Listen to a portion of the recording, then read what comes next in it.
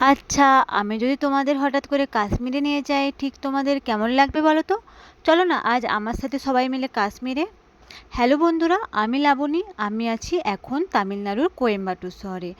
তামিলনাড়ুতে আজ একটা মেলা বসেছে। হ্যাঁ, এখানে প্রায় প্রতি মাসেই মেলা বসে।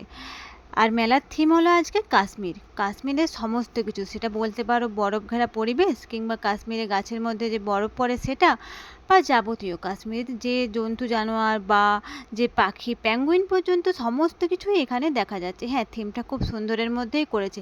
আর সবথেকে আকর্ষণীয় জিনিস কিন্তু একটা আছে, কি বলো তো? দেখি দেখি কে কে গেস করতে পারো। এখানে কিন্তু বরফের যে ঘরগুলো হয় না, সেগুলো পর্যন্ত আছে। কে কে দেখতে পাচ্ছ? দেখতে পেলে কিন্তু কমেন্ট করে অবশ্যই জানাবে।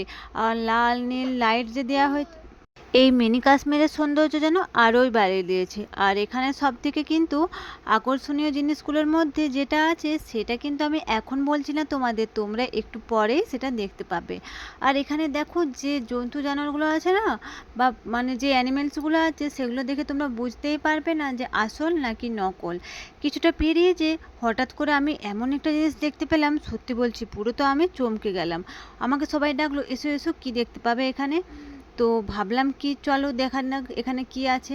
আর এখানে জানো তো হাতি, বা এখানে বাচ্চাদেরকে নিয়ে আসার জন্য একদম পারফেক্ট জায়গাটা। তো চলো আর বেশি সাসপেন্স রাখছি না, এই যে ইনি জলপরি।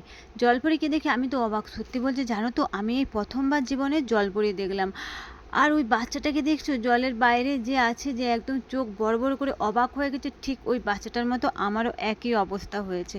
আর তোমরা এতক্ষণ ধরে যারা ভাবছিলে যে আমি সত্যি সত্যি কাশ্মীরে এসেছি, বা এটা কি বলো তো, কিন্তু না, মোটেও না, আমি সত্যি সত্যি কাশ্মীরে আসিনি গো। আমি একটা এসেছি তামিলনাড়ুর মেলাতে, আর এখানকার থিমই ছিল মিনি কাশ্মীর। কেমন লাগলো তোমাদের?